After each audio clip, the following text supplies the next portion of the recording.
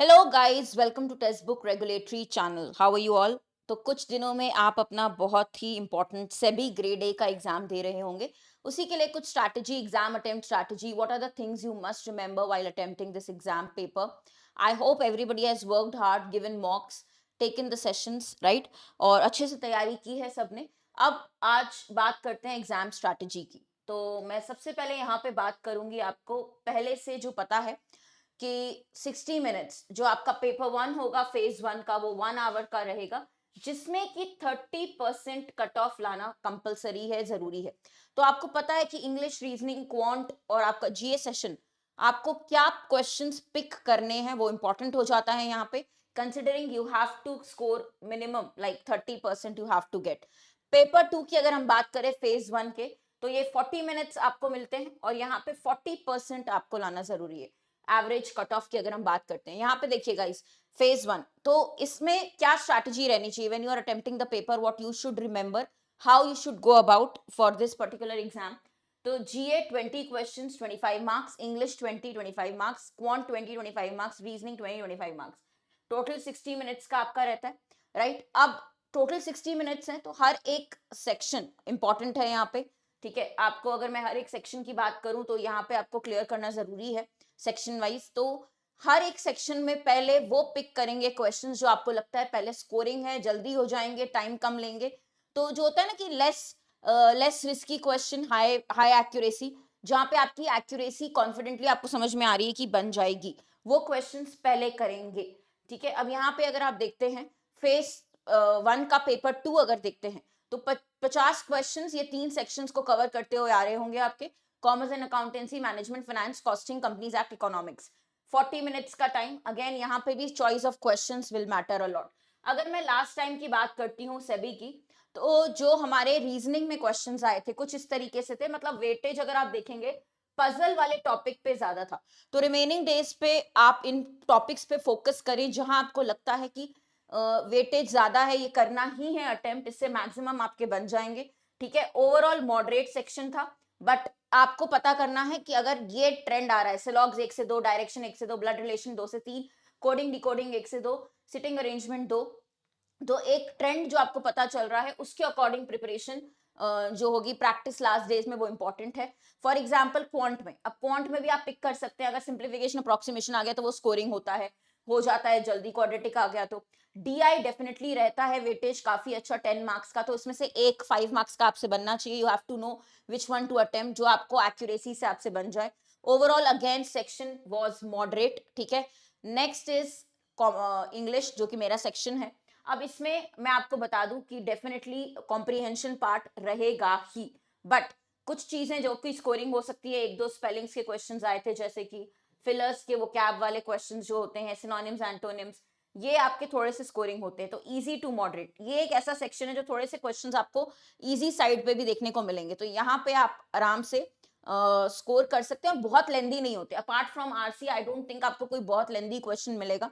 तो यहाँ पे आप, अगर आपका एवरेज भी और आपने उतनी प्रिपरेशन की, हमने बहुत सारी क्लासेस भी की हैं, तो अगर आपने एवरेज प्रिपरेशन भी की है, you can score well here, right. मोटा मोटा अगर मैं आपको बोलूंगी, चॉइस ऑफ क्वेश्चंस बहुत मैटर करेगा। तो please remember while you are attempting, your focus should be on accuracy. 100% मतलब एक्यूरेसी पे सबसे ज्यादा फोकस होना चाहिए। ठीक है, scan the paper, then okay attempt. Choice of question, choice of questions is very important, smart choice is very important. तो आपको जहां पे भी लगता है कि कोई ऐसा क्वेश्चन है जहां पे टाइम कम लग रहा है बट एक्यूरेसी बढ़ सकती है, आ सकती है अच्छे से, स्कोरिंग लग रहा है, वो क्वेश्चन लो रिस्क क्वेश्चन है, वो पहले अटेम्प्ट कर लीजिए। ठीक है, number 3, read the pattern very carefully for each type, read the question pattern carefully for each question. थोड़ा सा ध्यान से फोकस होके आपको ये एग्जाम अटेम्प्ट करना है, राइट। और एक चीज मैं हमेशा बोलती हूँ, एलिमिनेशन मेथड। बहुत बार ऐसा होता है अगर दो ऑप्शंस में कंफ्यूजन है, तो गेस वर्क तो हम नहीं कर सकते, बट एजुकेटेड गेस है ना, एलिमिनेशन मेथड जरूर यूज कर सकते हैं कि पहले वो कैंसिल करें ऑप्शंस जो आपको लग रहा है बिल्कुल भी फिट नहीं होंगे as your answer, and then taking the hints, taking the options as a help and then answering. तो educated guess you can do. तो ये कुछ डूज एंड डोंट्स हैं। डेफिनेटली बड़ा एग्जाम है गाइस, और बहुत सारे सेशंस यूट्यूब में भी हुए हैं इसके, आपने देखा होगा इसी चैनल पे। अगर नहीं हैं तो अभी भी रिवीजन का टाइम है, आप रिवाइज करें थ्रू मैराथन्स जो भी हुए हैं, उनका रिवीजन कर लें, that will be great enough अभी ये कुछ लास्ट डेज के लिए। बाकी तो ओवरऑल मॉक्स, अगर एक और चीज, don't compare your मॉक्स marks now. तो एक होता है ना माइंडसेट, एक बहुत इंपॉर्टेंट चीज जो मुझे लिखनी चाहिए यहाँ पे, वो है माइंडसेट। तो बहुत पॉजिटिवली देना है पेपर, ये नहीं कि मॉक्स में स्कोर नहीं आ रहे थे अब क्या ही होगा, नहीं बन रहा है, या इतना पुअर परफॉर्मेंस है, या कंपेयर कर रहे हैं किसी और की परफॉर्मेंस से, वो नहीं करना है। आप बहुत पॉजिटिव माइंडसेट के साथ जाएं, अपना 100% देके आए। तो forget what, see mocks were for your learning. आपने अपना स्कोर देखा, परसेंटाइल देखी मॉक्स में, that was thing which was meant to, of course which was meant for you to learn from.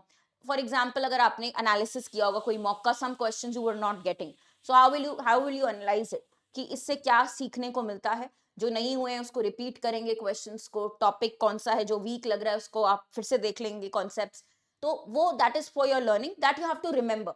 whatever mistakes you were making in the mocks, you don't have to repeat in the exam.